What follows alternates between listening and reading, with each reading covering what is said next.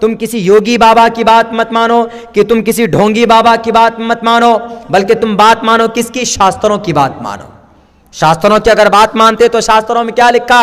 ये लोगो अल्लाह एक है, कम्मा ब्रह्मा द्वितीयो नास्ते नेहना नास्ते किंचन।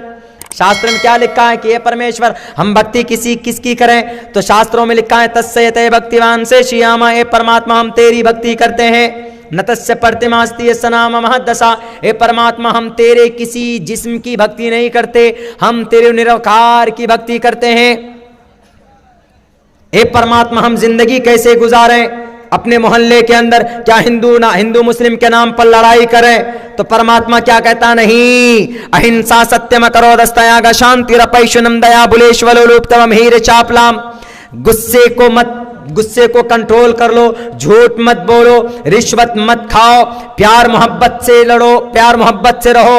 अगर कोई दुष्ट आ जाए, अगर कोई राक्षस आ जाए, उसके सामने एकदम बिल्कुल सीना तान कर खड़े हो जाओ।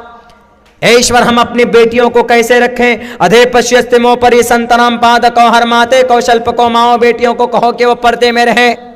ईश्वर क्या हम नमाज भी पढ़े? हाँ, साष्टांग करो। कैसे करो? प्रथमाधार का सीधे खड़े हो जाओ, दियोदियन मुझियते दूसरे नंबर पर झुक जाओ, तृतीयानन कोटला कार्य तीसरे नंबर पर कुंडली मारकर बैठ जाओ, चतुर्थ देव चंद्र का चौथे नंबर पर थोड़ा झुको, पंचम बिंदु संयुक्ता आखिर में बैठकर तहियात दरूद शरीफ पढ़ो। किसमें लिखा है? शास्त्रों में लिखा। लेकिन ये बात बताएंगे नहीं, क्यों? वो सोचेंगे कि ये सारी बातें तो कुरान की है। जो बातें कुरान से टकराई उनको उठाकर फेंक दी।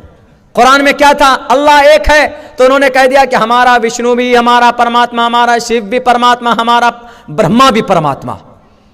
होते होते इतने परमात्मा की 33 करोड़ परमात्मा। इंद्रम परमात्मा, विष्णु परमात्मा, मित्रा परमात्मा, वरुण परमात्मा, सारे परमात्मा। यानी फरिश्तों की भी परमात्मा बना दिया, फरिश्तों को भी खुदा का दर्जा दे दिया। क्यों? दुश्मनी। ये मुसलमान है, टोपी वाला है, इनके ग्रंथ में जो बात है मैच नहीं होना चाहिए, अलग करो, अलग करवा दिया। वरना नहीं, बिल्कुल भी नहीं। ये जो बोलते हैं कि श्री रामचंद्र जी का भव्य राम मंदिर निर्माण करेंगे, करिए। श्री रामचंद्र जी ने किसी इंसान पर कोई जुल्म किया है? आज तक नहीं किया है। श्री रामचंद्र जी, श्री कृष्ण जी ने किया है? उन्होंने भी नहीं किया। वो अलग बात है कि श्री कृष्ण जी थोड़े अय्याश टाइप के थे, तभी ने 1623 बीवियां रखी उन्होंने शादी करके, वो अलग बात। लेकिन जुल्म नहीं किया उन्होंने किसी पर। मर्यादा पुरुषोत्तम सत्यवती राम रामाय नमः। यह गनीमत है मेरे भाइयों, क्या आपके बीच में आपके उलमाए किराम हैं। आज हम उलमाए किराम एक एक बात आपको खोलकर बताते हैं, आज हम उनको वो इज्जत नहीं देते हैं। इमाम साहब फरिश्ता बनकर होना चाहिए। वो कहीं चौक पे जाकर चाय ना पी लें, कहीं किसी के पास बैठ ना जाएं। वो क्यों? इमाम साहब हैं। वो बेहतरीन कपड़े ना पहन लें, वो तिजारत ना करें, वो बाइक पे ना बैठें। उनका भी मन करता खपाची गाड़ी में बैठने का, भाई और का मन करता है, इमाम साहब का भी मन करता है। क्यों इमाम साहब का मन नहीं करता कि 4 व्हीलर में बैठे? उनका दिल नहीं है। इमाम साहब का भी मन करता है क्या? पान खाने का। इमाम साहब का भी मन करता है चाय पीने का। इमाम साहब का भी मन करता फुटबॉल खेलने का। इमाम साहब का भी मन करता कभी कभी सेल्फी लेने का। तो आप ये ना कहें कि नहीं इमाम साहब फरिश्ता बनकर रहेंगे। नहीं, हमारे और आप में से वो एक इंसान है, उनकी फजीलत बड़ी हुई है क्योंकि अल्लाह ने उनको एक खास दीन की फहम दी है। उनका हम एहतराम करें। हम अगर घर के अंदर बेटर खाना खाते हैं तो उनके लिए भी बेटर खाना बनाएं। हमारा अगर बेहतरीन घर के अंदर मेंटेन है तो इमाम साहब के लिए तनख्वाह भी बेहतर दें। ऐसा नहीं कि इमाम साहब होगा तो 6,000 रुपए में काम चला लेगा। कैसे काम चलाएगा? 300-400 रुपए की तो मच्छी आती है, 200 रुपए की तो मांस आती है, कैसे चलाएंगे वो? नहीं, इमाम साहब है चला लेंगे, फरिश्ता है चला लेंगे। नहीं मेरे भाइयों, उनका एहतराम करना पड़ेगा। सैलरी ज्यादा से ज्यादा उनकी होनी चाहिए, उनका अदब एहतराम पूरे होना चाहिए। उनका मकाम पता है क्या? एक हाफिज कुरान का। आप मरेंगे, मरने के बाद आप कहेंगे कि मैं तो बहुत बड़ा करोड़पति आदमी था मैं। अल्लाह कहेगा कि अलग अलग तू करोड़पति होगा दुनिया के अंदर, लेकिन ये जो छुटकू मियां है, ये जो हाफिज साहब था दुनिया में, तुम कहते थे कि ये मंगलू, ये हाफिज था दुनिया में। आप कहेंगे इनको जन्नत में भेज रखा, जन्नत में भेज नहीं रहा हूं, 10 आदमियों को इनके साथ जन्नत भेज रहा हूं। क्यों? सिर्फ ये हाफिज कुरान है, इसीलिए ये मकाम है हाफिज कुरान का। इमाम साहब गाड़ी में बैठे तो क्या कहते हैं, अरे चंदे की गाड़ी है, ज़कात फितरा खाया होगा। नहीं मेरे भाइयों, उलमाए किराम को यह गनीमत है, यह एहसान है। उलमाए किराम आज हमारे बीच में हमारी दीन को, शरीयत को बता रहे, वरना गुमराह हो गए हिंदू भाई। क्यों गुमराह हो गए? उनका जो धार्मिक गुरु है वो सही बात नहीं बता पाते, बिल्कुल नहीं बता पाते। जैसे यही एक मंत्र है, धर्मो रक्षति रक्षतः, धर्म की रक्षा करो, धर्म तुम्हारी रक्षा करेगा। एक जेन्युइन किसी हिंदू भाई से पूछ लीजिए, वो नहीं बता पाएगा इसका मतलब क्या। उसका मतलब तो यही है कि बस तीर तलवार त्रिशूल लो और दिल्ली की गलियों के अंदर मुसलमानों को मारो काटो, धर्म की रक्षा हो जाएगी। अंग्रेज आया, हिंदू खतरे में नहीं पड़ा। 1000 साल तक मुस्लिम बादशाह रहे, हिंदू खतरे में नहीं पड़ा। अभी 6 साल से हिंदू धर्म खतरे में पड़ गया। यह एक अफवाह है, 6 साल से हिंदू धर्म खतरे में पड़ गया। इतने जमाने से, औरंगजेब के जमाने, अकबर बादशाह के जमाने में हिंदू भाइयों को कोई छुआ तक नहीं, चुभोया तक नहीं, कोई कुछ नहीं किया। लेकिन आज क्या बोलते हैं? हिंदू धर्म खतरे में। अरे हिंदू धर्म खतरे में नहीं, असल में तुम्हारी कुर्सी खतरे में है नालायकों। तुम अपने कुर्सी बचाने के लोगों को बेवकूफ बना रहे हो। मेरे भाइयों, ये जो हमारे गुरु लोग हैं, इनका ईमानदार होना बहुत बहुत जरूरी। सिर्फ एक को मैं जानता हूं, शंकराचार्य जी, प्रमोद कृष्णमाचार्य जी, जिन्होंने साफ साफ लफ्जों के अंदर यह बात कही कि मोहम्मद ही अंतिम महर्षि हैं, मोहम्मद ही अंतिम गुरु हैं। और उन्होंने बताया साफ लफ्जों में, एश ऐशा इमाम है शतन निष्कान उदशतर जहां त्रिनिष्ठान्य वर्ताम सहस्त्रादश गौनामा। इस धरती के ऊपर जालिमों से इस धरती को पाक करने के लिए आएंगे कौन? जिनका नाम मोहम्मद होगा। और मोहम्मद आ चुके 1490 साल पहले, 1490 साल पहले उनका जन्म हो चुका। 22 अप्रैल 571 ईस्वी को मोहम्मद इस धरती पर आ चुके। औरत को हुकूक नहीं दिए जाते तो मोहम्मद ने आकर कहा कि लोगों, औरत को इज्जत दो, ये तुम्हारी बेटी है, घर की रहमत है, यूज एंड थ्रू मत करो। आज तो जुबान पर है सिर्फ क्या, बेटी बचाओ बेटी पढ़ाओ।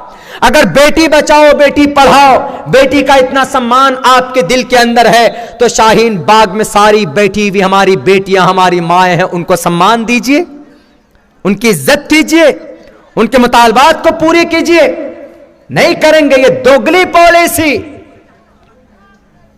इस जमीन के ऊपर, इस हिंदुस्तान के अंदर एक बड़ी अक्सरियत हिंदू भाइयों की है। उनके लिए आप अल्लाह से दुआ करें कि अल्लाह उनको हिदायत दे, वरना वो बिल्कुल अंधभक्त बन चुके हैं। उनके गुरुजी जो कहें वो मान लें, एकदम मान लें। मेरे माथे में निशान देख रहे हैं आप, ये देख लीजिए, 3 निशान। क्यों? शिव जी के लिंग के ऊपर ये निशान होता, शिव जी के लिंग के ऊपर ये निशान होता। ये निशान आप देखेंगे बहुत सारे साधु संत को कि वो डुप्लीकेट सफ़ेद चूने का लगा लेते हैं या पीली हल्दी का लगा लेते हैं, कुमकुम का। वो ये साबित करने के लिए कि मैं शिव जी का कोई अंग मेरे अंदर है, मैं भक्त बना हूं, मैं गुरु बना हूं। डुप्लीकेट होता, वो रियल नहीं होते। लेकिन जिसके अंदर ओरिजिनल शिव जी का अंग हो तो उसके अंदर ये लकीर पैदाइशी होती, ये लकीर, ये देख लीजिए यहां पर मेरे 3 लकीर हैं और पूरे हैं, ये लकीर, ये पूरे हैं।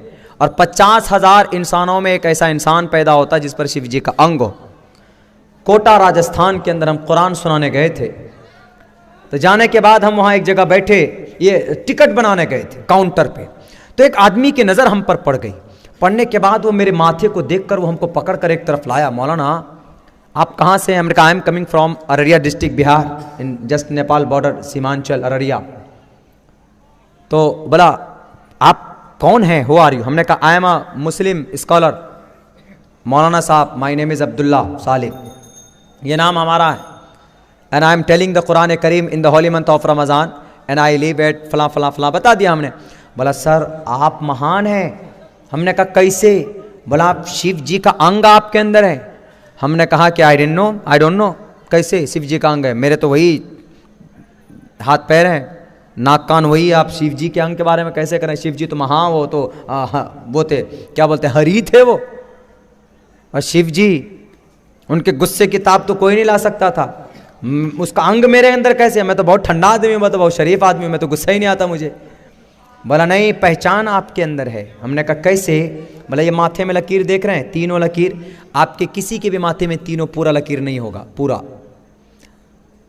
नेचुरली होना चाहिए, नेचुरली, ऐसे नेचुरली देखिए, हमारा हमेशा ऐसे ही रहता है, किसी का नहीं हो। बोला ये देख रहे हैं? हमने कहा तो बचपन से, पैदाइशी, फ्रॉम द चाइल्डहुड, माँ के पेट से आया है, लेकर के हम आए।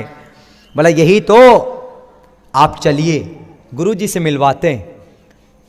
हमने कहा अगर चले जाएंगे तो क्या होगा? बोला सर अगर आपके बारे में पता चल जाए हमारे समाज के अंदर, हमारे कम्युनिटी के अंदर कि भाई शिव जी के अंग वाले हमारे गुरु आ चुके हैं, शिव जी के अंग वाले व्यक्ति आ चुका है, तो यहाँ तो डुप्लीकेट शिव जी जो बनकर बैठते हैं तो लोग उनको पूछते हैं, आप तो असली वाले हैं, तो आपके सर से पैर तक पूरे पूरे बदन को दूध से नहाकर वो दूध को पिएंगे, चलिए आप। हमने कहा अरे भाई ये तो बहुत दिल के अंदर सोचा बहुत बड़ा सौदा, लेकिन हम सोचे गए पूरे कपड़े उतारने होंगे और बिठा देंगे वो। ये कॉन्सेप्ट देखिए कैसा, और वो करते हैं ऐसा, यानी वो अपने गुरुओं को, अपने साधु संतों को वो लोग इतना मानते हैं, इतना मानते हैं कि आप तसव्वुर नहीं कर सकते, इतना मानते हैं। हमने कहा भाई मैं तो भी नमाज पढ़ने जा रहा हूं, कल इसी टाइम यहां आइएगा तब मैं जाऊंगा। हम किसी तरह पीछे छोड़ा के भागे। भागने के बाद जाके हमें मस्जिद के मुतवल्ली अमीर साहब से हमने कहा कि भाई ऐसा ऐसा मैटर है। उन्होंने कहा जाइए मत, पकड़ वकड़ के बैठा लिया तो खामखा बना देगा आपको, हाथ वाथ बांध के बैठा दिया तो भागिएगा कैसे आवाज। तो ये देखिए उनका कॉन्सेप्ट देखिए, हालांकि ये मनगढ़ंत है, इट्स नॉट रियलिटी, इसकी कोई हकीकत नहीं, डुप्लीकेट है। अंधभक्त होते हैं कि उनके धार्मिक ग्रंथ की नॉलेज जो रखता है उसको वो लोग सम्मान देते हैं। हम लोग तो नहीं देते, हमारे धार्मिक नॉलेज उलमा लोग रखते हैं, हम लोग तो इतना नहीं देते हैं, लेकिन वो लोग देते हैं, इतना देते हैं, इतना देते हैं। एक मरतबा पिछले साल की जस्ट बात, पिछले साल नहीं बल्कि 2-3 महीना पहले की बात है, हमारे एक केस हुआ, केस हमारे यहाँ एक केस आया वो महाराष्ट्र से, चूंकि हम सियासी फील्ड में हैं, आप लोग दुआ कीजिएगा तो हम इलेक्शन लड़ने के लिए जा रहे हैं, 4-6 मिनट बाकी और रह गया, बुला लीजिए, आ रहे हैं। तो एक केस आया बहुत बड़ा महाराष्ट्र से, तो हम तो थाना माना जाते नहीं है। हम गए, जाने के बाद